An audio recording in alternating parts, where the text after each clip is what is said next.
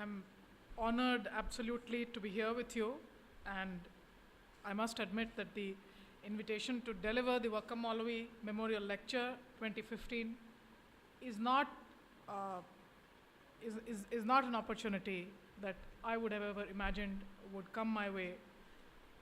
Indeed, my good fortune, a rare privilege and honor, but also a tribute indeed to what we call to the north of the Vindhyas, the Noor and vision of the Maulavi, that a daughter of Bihar travels all the way to Trivandrum, and I travel to you today not with any of the introduction that my most revered colleagues on the dais have had of me, but today only as a woman and as a daughter who has issues and problems of the land, and I come to you more with questions. I have little to give to you. I don't have that stature yet, nor have my thoughts, let alone action, matured to the extent that I may have the capacity or the capability to give you anything. So I come to you with questions and with thoughts, and indeed a call to engagement with the rare ideas and eloquence of action of the Wakam Maulavi. So in a sense, it's the idea, it's his ideas that he challenged social inequality and spoke about education for the underprivileged, and that's something that's being carried under the umbrella of the trust. Now I see this as the most evolved form of what we call on that side of the Vindhyas, what's called Rahmo Karam. And in most Western theories of state, this is known as the ethic of care.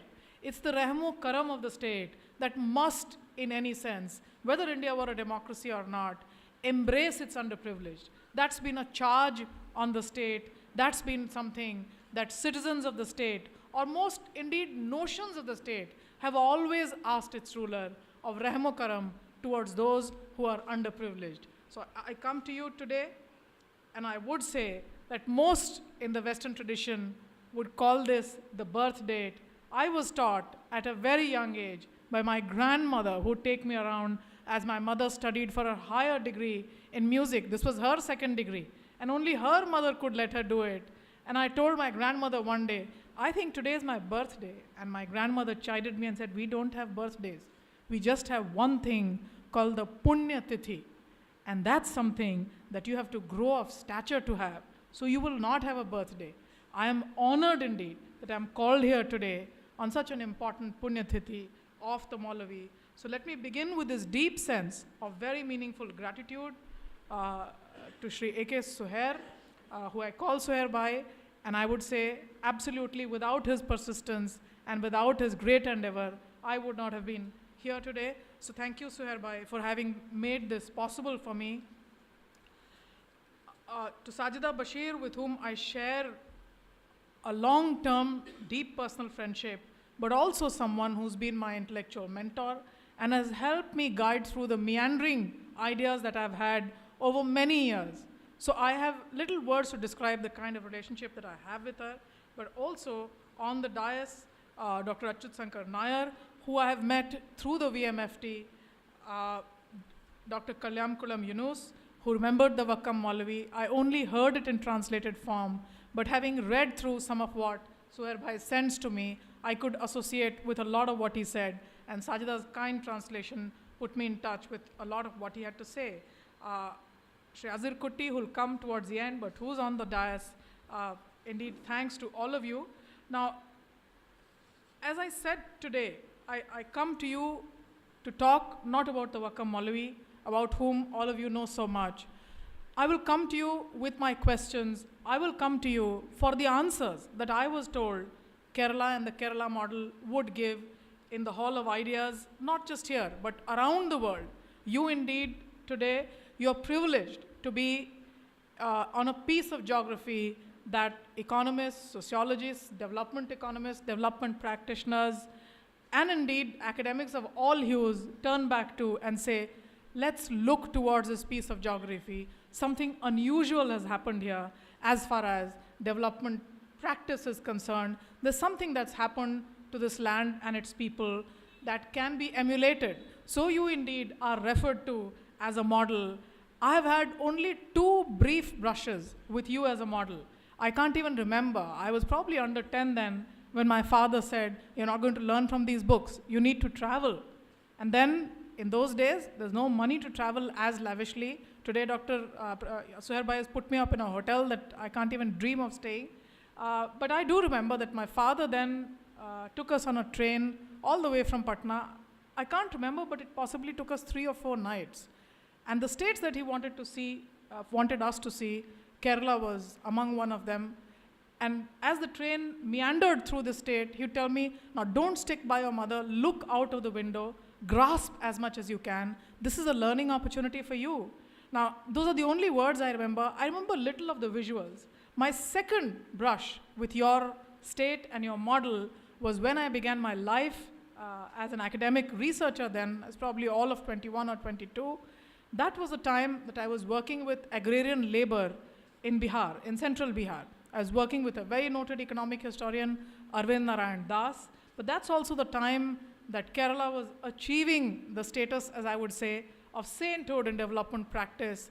Your districts were becoming fully literate, and there was a Kala Jatha from Kerala that was coming into Bihar. Not only was a Kala Jatha coming in, there were also volunteers from the KSSP and the BGVS who had decided that they would make Bihar their home, and they would stay here, and they would have what is called the total literacy campaigns. And I was selected then by Arvind Narayan Das to trail the Jatha in areas that today are critical as far as the development discourse in Bihar, indeed in India, and all over the world is concerned. So I was trailing the Jatha in areas of central Bihar called Gaya and Jahanabad. I also went to the Dhanbad colliery, the Dhanbad mines, but also Ara. These are all areas where you've had entrenched forms of feudal orthodoxy, feudal land relations. Agrarian labor was oppressed at its worst.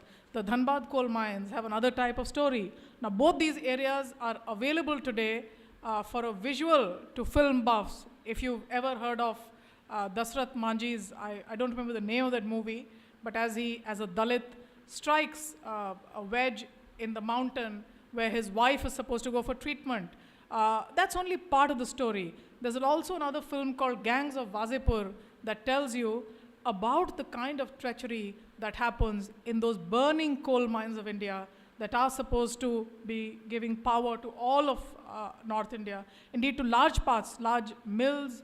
Those are the mines that are supposed to sustain the industrialization. Now, my own understanding was that this type of bringing in of two types of cultures on one platform without having adequately addressed what were entrenched issues of social inequality would not have worked.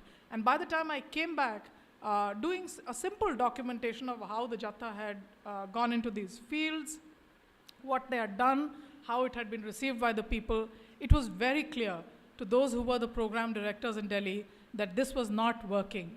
Yet, it was just allowed simply to carry on. Nobody noticed, not a footnote in history has been written about the fact as to why it did not work. And I think we stayed on. Now, this that I talked to you about is about 1993, and this is when my story begins. My story has 3 parts. My story has a sense of wonder about what I see in the field when I begin to do my doctoral work at the London School of Economics. I went back to those same fields in about 2005 and 6. So my story has a starting point. It's got a year, which is 2005 and 6. And then it begins to understand as to what is it that we have in the world of ideas to change my land and its people as they struggle for one simple thing. How is it that other societies have been able to reach there, and why is it that we are left behind? And today, when I speak to you, I will not talk to you about the academic ideas, but only the engagement of practitioners who tried to do some of this, who tried to realize some of these ideas for the people who lay oppressed and on the margins, the ideas of the Wakam Maulvi, as I could read them. I never had the privilege of being around. I don't have, therefore, a memory of association or indeed of affiliation or any familiarity, just an exposure to the ideas. But I talk to you with some sincerity about public intellectuals in Bihar who engaged with this agenda but did not arrive where the Maulvi arrived. So I will be talking to you about the problem moment with one brief data. when I was going to the field, I realized that the one statistic that glared out was that even in 1993-94, in the age group of 6 to 10 years, only 43% of the young ones in Bihar were in school. Now, this 45%. Now, this was a very low statistic. The all India average was somewhere around 65% for young ones. So by this time, by 93-94, things had been changing in many parts of India, and this was a rather favorable type of indicator.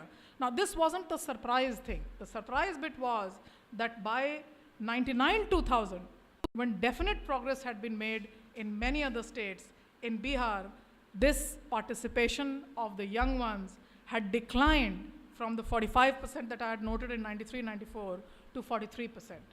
And you begin to just look at the data by its disaggregates, you would find that the revolution of social justice in politics had escaped the young ones belonging to the downtrodden castes.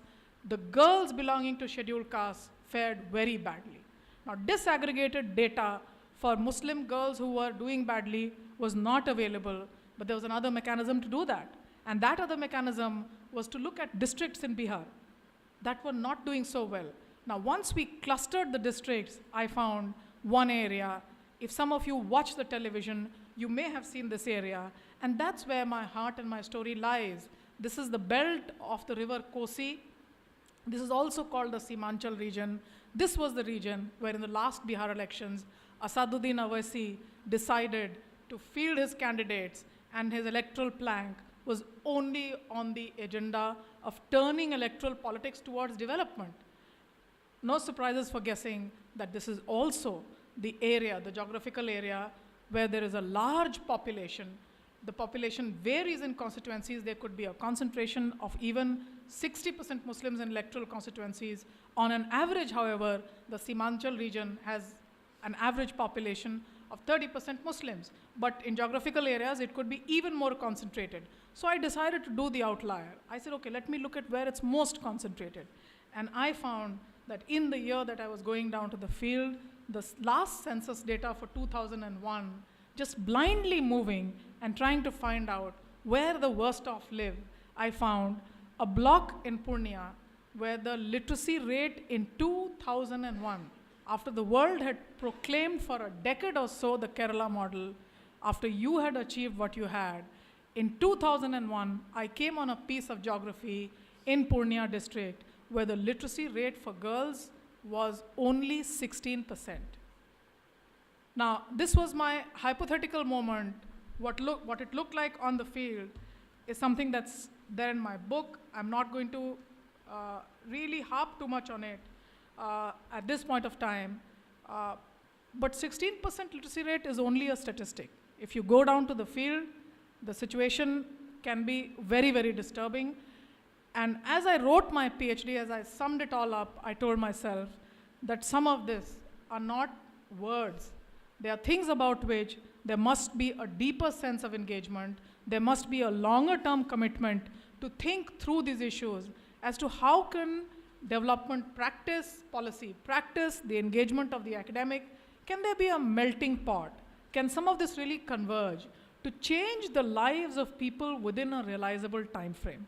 And let me tell you that this is also the area once which provided, at the time of the First World War, the most skilled labor, the most hard-working labor for the revolution, the small industrial revolution that happened in Calcutta, and the method by which the Calcutta ports connected with England, which went to war then. All the work was being done by labor from this area. So in a sense, the push that this labor got and the sense of retrenchment that happened following the slump that came in parts of eastern India and indeed in Calcutta, that's a slump with which the challenges of which the labor that lives in this area has not been able to recover as yet. So what do the lives of the poorest look like? The lives of the poorest look completely disintegrated. Traveling to a school that's 3 kilometers or 4 kilometers can sometimes take you up to 4 or 5 hours, because this is also the area that's ravaged by floods. Now, you may think of Indo-Nepal relations as something that happens between heads of states, but this is the area where Indo-Nepal relations is about people-to-people relations of the extremely poor of the world. It's about living in a harmonious way alongside a river. The Kosi River and indeed the Bagmati have their upper reaches in Nepal. And those areas are used by poor and marginal farmers in Nepal. Good Indo-Nepal relations are the only way in which people in this area can escape the fury of floods for at least 6 months in a year. Now, 6 months in a year, they are living at the Rahmo Karam of the state in houseboats. Now, this is also the area that even until about 95, 96, or about 2000, the money that was given for disaster management was something that was completely siphoned off. So I found that this was not about education. This was about understanding the cadavers who were willing to take out the money from those who didn't even have a square meal a day. So this was really the embedded understanding of state in that area. And the research that we did, we had field workers from the Aligarh Muslim University. Teachers would respond and tell us that, look, the only way to punish us is that we get posted in the extremely flood-affected, flood-prone areas, and we have to pay a fine, a levy of so much money to some politician. If we don't pay this, our jobs cannot be saved. Now, I realized, therefore, that my understanding of extraction, of rent-seeking, of levies by zamindars of central Bihar was something that had differed over time in Bihar. Perhaps we had done away with our landed aristocrats, but still, amongst public functionaries, there was extreme corruption, an idea that needed to be fought. Now, where were the ideas of support coming from? The ideas of support, ipso facto, were coming from states like yours, and at this point of time, I found that the world was celebrating, not just India, the world was celebrating something called the Kerala model. I found in the social statistics of your states, ideas and data that told me that you had something that we did not. You had something valuable. You had a good life expectancy of people. You had women literally outliving men. You had lower birth rates. And of course, higher literacy rates. Now, these were things that Purnia was struggling for. And indeed, when Purnia was struggling for these, Bihar was struggling for it. And India was not getting up to the mark. So the Kerala model, when I started reading noted scholars such as Amartya Sen, who's co-authored with Jean Drèze, and they noted that the Kerala model is something that produces better social outcomes for its people with public action and engagement, and it does so without actually having a political revolution. So I realized, look, if I trail this work, I might find something which tells me how to invoke change in the life of absolutely poor and desperate people without going through an overt form of revolution. Now, greater engagement also told me then that, and that's something where I'll open up the argument. They also said that much of the achievements in Kerala, and they saw Kerala regionally. I was very thrilled with this. They spoke about Kerala as 3 regions. Many others do so, and you understand your state as 3 regions. Bihar was also 3 regions. So I found some immediate ring in your understanding your geography as 3 regions, and our understanding our state as 3 regions. But 2 of your regions were princely states. Only 1 was ruled by the British. For us, all 3 were ruled by the British. We were under the direct control of the British. For us, the land revenue system was permanent settlement, which created a class of immediate extractors amongst the zamindars. So the feudal oppression, undeniably, was far more entrenched in Bihar than it would have been in areas that had different types of land settlements, a very irresponsible form of relationship between the zamindar and the rayats, or the tenants, or the actual cultivators. Now, Drèze and Sen begin to say that it is the edict of the Travancore state, the edicts that create free public education, that incentivize through scholarships the education of the lower castes, of women, and later for women, later for girls. So in a sense, there is some literature that comes up that talks about the Kerala model as if the achievements of the Kerala model are those that were first and most notably achieved in the state of Travancore. I imagined, therefore, the land of Travancore as being one where you had a benevolent king who gave it to you all. Now, in my imagination, therefore, I felt that my land and its people have not had the rare privilege of having a benevolent prince, and therefore, the destiny of people in my land may never come. Now, this I understand today, and that's the tribute, I would say, that my association with my dear friends here, with the Vakka Maulavi Foundation Trust, the manner in which they've kept even what exists in terms of scholarship on the Vakka Maulavi. And it is indeed here that the transportation of ideas is so important to our understanding that I began to unpack that this wasn't the act of the benevolent prince, but this was the act of contesting the acts of the benevolent prince. And it was really a fakir who challenges a prince. This was the story of the fakir.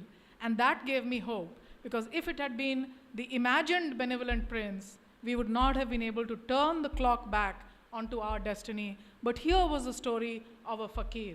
And that's what gets me here. Now, let me today cite to you some of the literature that I read on the achievements that your land has had, on what the world today understands as the Kerala model. And as I read it, and then as I reread and challenged it with the ideas that I've gathered in association with our friends here. Now, noted sociologist Robin Jeffrey from the University of Edinburgh has also taught and indeed has been a doctoral dissertation advisor for many noted sociologists in India here, some of them at the Delhi School of Economics. Now, he notes in a vivid essay published in 2009, this has been published in a very important journal called the Modern Asian Studies, and he talks here about the role of print and newspaper in the shaping of modern society in Kerala. The period that he looks at is 1800 to 2009. Now, I was very keen to read this piece because I was sure that I would find at least some different ideas on the Vakka Maulavi here than what I had read on the emails that we've exchanged so far, and on the material that I have read about on the Maulavi, courtesy Suhair Bhai and Sajida. Now, it's been significant here that Kerala is noted by Jeffrey as India's most newspaper consuming state over the past 200 years. Now, he tests certain theories of noted scholars, and he says that the press has been the preeminent institution which has created the public sphere in the state of Kerala as it exists. Now, Dres and Jeffrey, their heart is in the scholarship of development. Now, my understanding is that this body of scholarship does two things. It either completely ignores, if I were to be somewhat kind and somewhat polite, I would say, they may have been oblivious of his works, or only refer to it marginally. Now, the mainstay remains, the focus really is on the state of Travancore, the princely state, or to the event of the closing of Swadeshabhimani and the banishment of Ramakrishna Pillai in 1910. So never really the questioning of hierarchy and social inequality within Travancore, now which may have been possible, that provided the spark of Renaissance. Remember, Renaissance is a focus on humanism. It's a focus on the human as the bearer of rights. And therefore, the conditions under which Renaissance flourishes, one of them is a challenge to hierarchy, which conditions men and women to understand themselves as locating themselves in certain positions which are unequal in relation to each other. Now, one of those Renaissance conditions was, in my understanding today, the challenge to social inequality that came from the Maulavi himself. Now, going back to the essay that Jeffrey writes, this essay talks of the lead role in Travancore of a gentleman called Charles Mead, who set up the first press in 1820s, and also later set up the government press few years later. By the 1860s, there was an expansion in the state as there was a growth of cash crops, and there was a need for the princely state to have an efficient administration.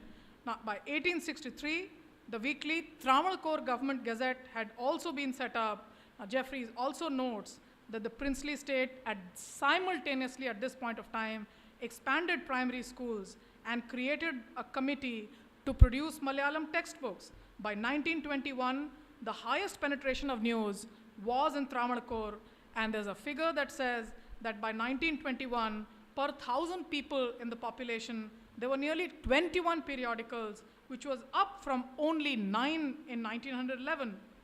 And these figures of 1921 and 1911 come from the decennial census, which had been set up at that point of time.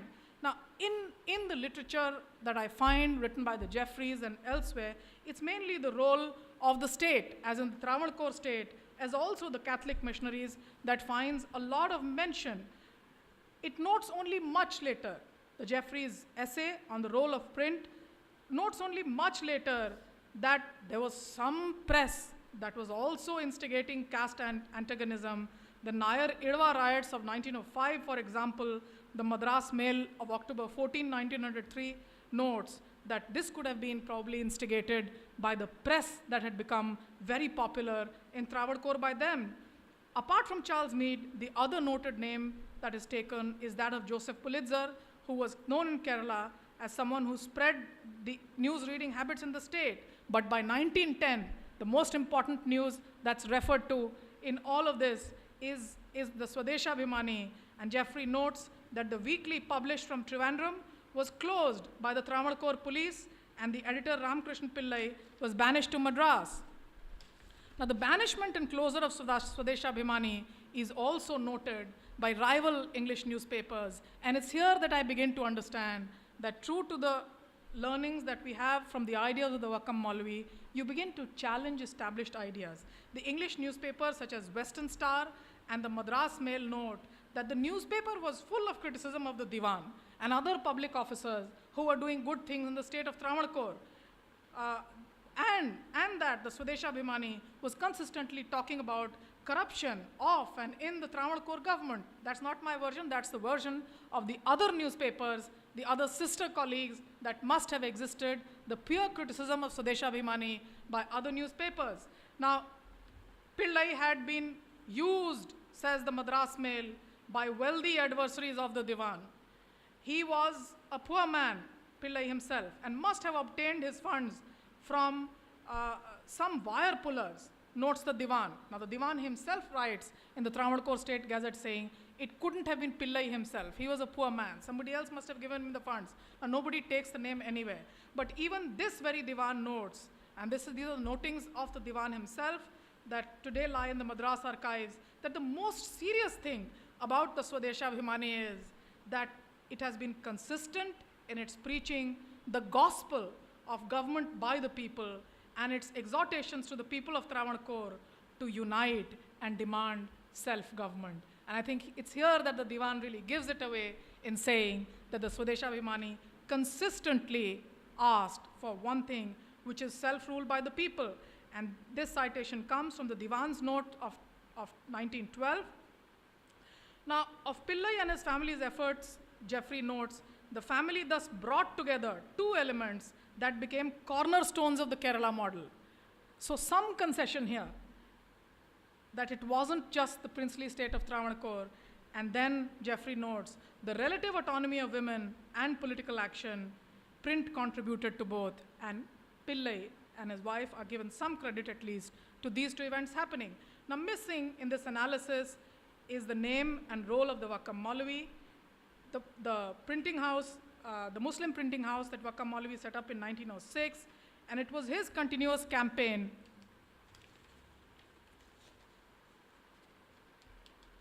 I also understand that it was his continuous campaign that led to the introduction of Arabic as a medium in schools in the Travancore area. Now, I do end my brief forays with what I understand of the unpacked and greatly expanded Kerala model, which must have a central understanding of the role that the Vakam Maulvi played.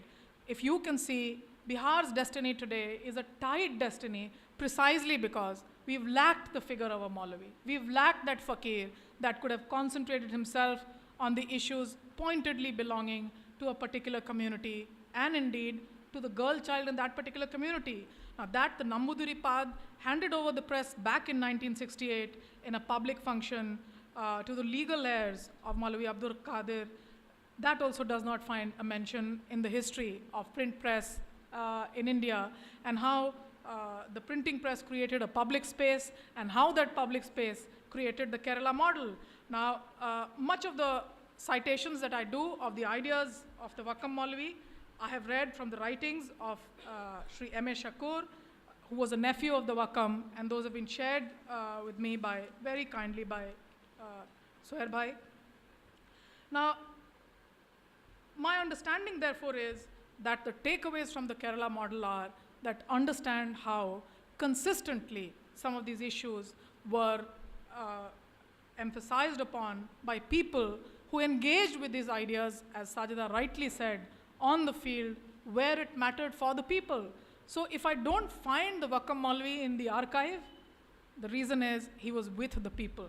Now, it's the job, therefore, once having understood the role of ideas in introducing social change, once having understood the role that the Maulvi played in transforming Kerala and giving to India the possibility that there is indeed within India's democracy the possibility for comparing ourselves and learning from each other. Let that learning be of the story of the fakir rather than the story of the prince, because it's in the protest, it's in the challenges to social hierarchy that much of our current social condition can be changed. Now, the last part that I want to talk to you about is really the story, and indeed the story of political leadership of a very important lower caste leader from Bihar. And I've had the good fortune of having been personally associated with him till the time that I was a child, because my father was associated with his politics, but also understanding in engagement with his thoughts and ideas of what was different in Bihar, what was similar in Bihar, and how indeed the current predicament can be addressed more precisely by leadership. If we cannot have the social renaissance as it happened in Kerala, then what is it that we can have? And what is it that our leaders struggled for? Where is it that they trailed off? Now, Karpuri Thakur himself, and that's the only thing that I bring to you today, these are thoughts from my land, so do receive them with the kindness and erudition and patience that it deserves. Now, Karpuri Thakur was a Nai or a barber by caste. He was born in 1920s. There are two versions, possibly 1921 or 25. That was my land and society. People ordinarily did not remember the year in which children were born to them. I was only rebuked for my insisting on my birthday, but the generation before me ordinarily did not remember which year they were born in. Now, his political upbringing happened, or maturity, happened at the time of the 1942 Quit India movement. That was his baptism. The 26 months that he spent in the jail, that's when he associated with the ideas of the left and with socialist leaders. Much of his education, like the Maulvi, happens amongst other intellectuals rather than a formal route to scholarship. Now, his times were different. His times were different from the Maulvi. This was a Bihar that was being separated from Bengal, Bihar, and Orissa. So surprise, surprise, like you in Kerala, there was print capitalism spreading in Bengal, but areas that had been with Bengal as a part of the permanent settlement, Bihar was ruled as a part of Bengal, but we were not sharing the fruits or the benefits of the Renaissance. Now, at this point, Karpuri begins to deliberate on the condition of Bihar, and he believes, unlike the Maulvi, that the parliamentary style politics and the electoral arena is where he should locate himself. So educate and agitate politically through the parliamentary route. These were the keywords for him. Now, this is also the time that the Provincial Autonomy Act was about to come. It comes in 1935.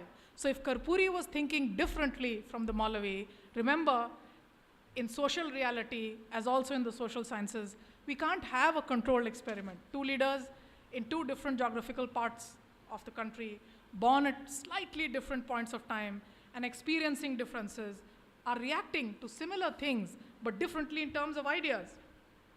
Now, a tribute to his political stamina, that from 1952 to 1988, although he became a strong and devout anti-Congress leader, largely for the parties ignoring the lower caste, Karpuri never lost any election, and that was a tribute to his entrenchment amongst his people and with their issues and their ideas. Now, what I'll do here now is that there's no systematic history, just like the Vakka Maulvi, there's no systematic history written of Karpuri, but what I've done is that I have scanned the entire array of legislative interventions that he's made from 1952 until 1988, and what I bring to you are 2 or 3 short vignettes of what he feels and thinks on education, and here you will find that the puzzle is really solved in intellectual terms. Now, when I went through the legislative debates, before I give you those 2 short stories of what he has to say on issues of education, let me tell you that the issues that he talks about passionately are obviously the issue of floods and rivers. And yesterday, as I was here at the VMFT and you spoke to young journalists, I could see there was a sense of ecology that dominated the discourse. Karpuri was Bihar's first ecological politician. The maximum amount of time that he's devoted is not, and pardon me for saying this, not for the divine river Ganga. That's the big river. It's taken care of by many states. He talks about the smaller rivers that make or mar people's lives. He talks about the river Kosi that joins Nepal and Bihar, or the Bagmati that joins Bihar and Nepal together, Kosi that once again joins Bihar and Nepal together and plays havoc with the lives of people in Simanchal, indeed many of whom are agricultural laborers and Muslims by caste. He also talked about the Gandak, where he felt that canals now as public works could help the plight of the people, but education was central to Karpuri's understanding. But his understanding of education came along with another term that he referred to, and it was called berozgari, or unemployment. Before I go on to those 2 snippets, let me just tell you that the current Chief Minister of Bihar, Nitish Kumar, was also an engineer. Around 1974, when the JP movement happened, he was a trained engineer who did not have a job. And Karpuri, as Chief Minister, decided one day to give jobs to all the educated, highly educated, unemployed in Bihar, and Nitish Kumar was one of those. By an edict of the new Chief Minister that had risen through struggle, he was given a public job in the government. Now, so it's not a surprise to me that Nitish turns to the agenda of development. Now, education was very important to Karpuri's thinking, and it's here that I find some similarities and parallels. Just as the Vakka Maulvi was fervently using his pen and his scholarship to translate a lot of important texts into Malayalam, Karpuri's emphasis was also on the vernacular. Now, why was this emphasis there? That emphasis was there because just before the permanent settlement became the way it did, we were actually flourishing with schools. And the William Adams Survey of Rural Education in 1830s tells us that 2/3 of the villages actually had a school. But those schools were teaching in the vernaculars. Those schools were teaching in the patshalas and the maktabs. Now, even in the maktabs, the spoken language of the Muslims, I had read somewhere that somebody, I think Shakur Saab went to Aligarh Muslim University, did he? Who went to AMU? And they found that he didn't know Urdu, some writing somewhere. And it was similar for the Muslim in Bihar. He wouldn't, generally, a lot of them would not be writing in Urdu, but they would be conversing. They would be reading the Quran, the maktabs. So a lot of it was really oral instruction. So we didn't have a text, but we had oral instruction. And the language of life, as also of the Patshala and the Maktab, was our spoken language. Now that's something that a man called Macaulay comes, the entrenched zamindar feels that English education, especially at the higher levels, and degree awards should create the new elite. Now that creates a situation where a population, 2/3 means 75% in schools. Now 75% that was in schools really became bystanders around new schools and were literally peeping in as to what was happening inside the English school, the life of the Englishmen. So suddenly, education, which was available to most in a language that they knew, that became a commodity, and those who were educated became museum pieces. Now Karpuri literally struck at that idea, and he was against, and in difference to what Sajida said, he was against English education. But I think he and Maulvi were talking of 2 different Englishes. Karpuri was talking about the world of the Angrez. He was talking to strike back at the roots of what created the exclusion. And when he came in, he instituted something called the Karpuri division, wherein you could pass your matriculate even without English. Now the upper class and the upper caste elites struck back at Karpuri saying, lower caste man, low thinking, he's degrading our schools by ridding us of English. But the truth was that most Biharis found it very difficult to travel to the world of English. Their instruction up until now had largely been oral, and believe me when I say that on the sidelines of my PhD work, then I found that the textbooks that did exist in the vernaculars were banned by the British in a series of decisions from 1910 to 1931. And on those decisions, I'm indeed very saddened to see that the zamindars of Ara and Gaya were prominent in writing to the British saying, why don't you hurry up this decision and ban these textbooks? So that's when I realized that that's what a poor society is like, when the poor man or woman cannot even articulate his ideas in their language, when they cannot even proudly say that I speak X. And that also became the starting point of the Bihari actually hiding his or her identity. Because the moment we spoke in our own language, we were called the Dehatis or the villagers. The villagers speak this language.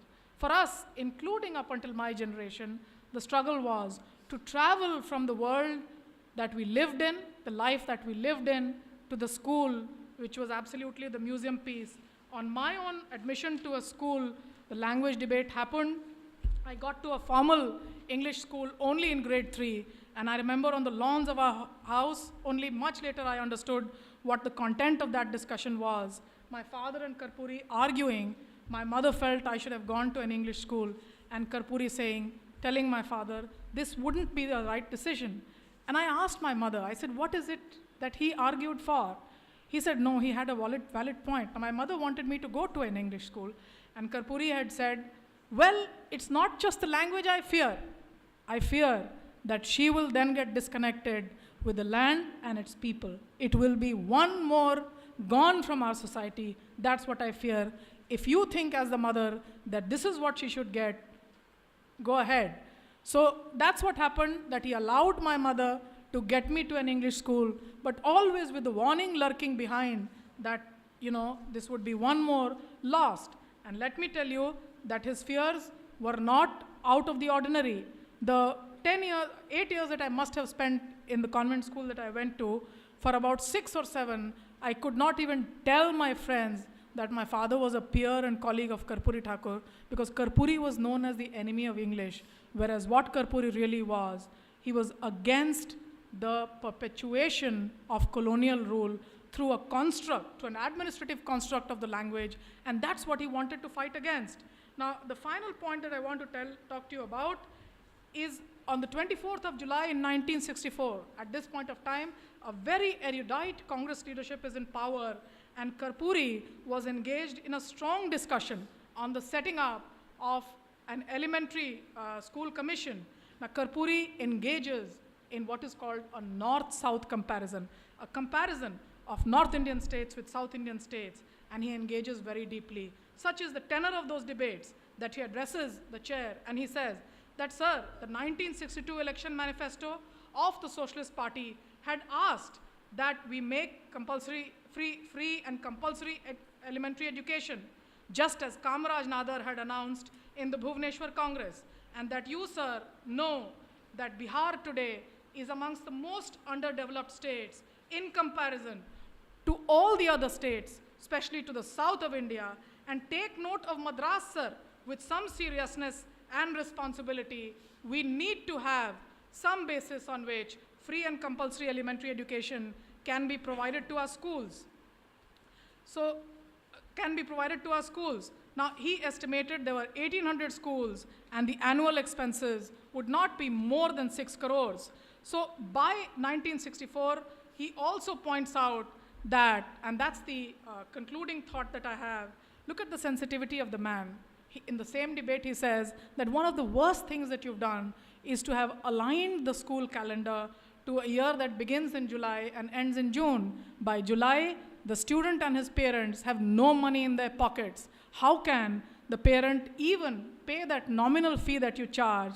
And how can the parent even give the student a bundle of grain on which he needs to live for the next 3-4 months? So he argues and says that the only months, because of the floods, because of the weather, and because of the agricultural season, he says, adjust the school calendar to do these years and let our students study between October and February.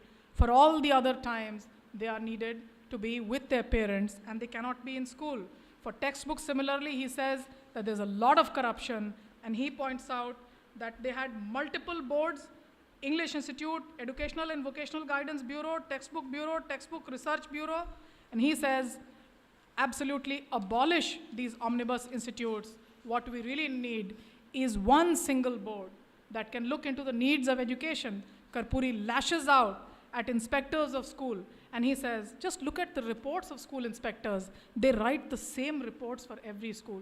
Have a way by which you have a responsible educational administration. This is not going to work. So I end with a plea to unpack the Kerala model, not just an edict of the prince or of the princely state, but of the engagement of a fakir who gave up all he had and struggled against the corruption and the hierarchy and the oppression unleashed by a state. It's also the struggle of an ordinary man and not the wire puller that the Diwan notes. It's a struggle of an ordinary man in ordinary and simple muslin robes, the Wakam Maulavi and Karpuri, as I remember. Now both are united in a term that Karpuri often used, and he said, to have education for the poorest, we need to struggle against hierarchy, inequality, and social conservatism. He ended his speech in an address to the chair, and he said, sir, for all this, we don't need anything. What we need is a Vishal Drishtikon, which means really that your vision needs to be not angular, but really spread all over. So let India embrace in its variety of experiences and its variety of states in the comparative experiences of the Kerala model that you have and of the deprivations that my state suffers. Let's adopt the Vishal Drishtikon that Karpuri spoke about. And let me end with a plea that the Bihari will never have the benevolent prince, but I invite therefore the VMFT to bring the thoughts and ideas of the Maulana, an idea that I feel will be our road to engage public action. Thank you once again for having invited me, and I do consider this a very rare and esteemed opportunity for me to be here and to be speaking and sharing my thoughts with all of you as a daughter of my soil. Thank you, and Jai Hind.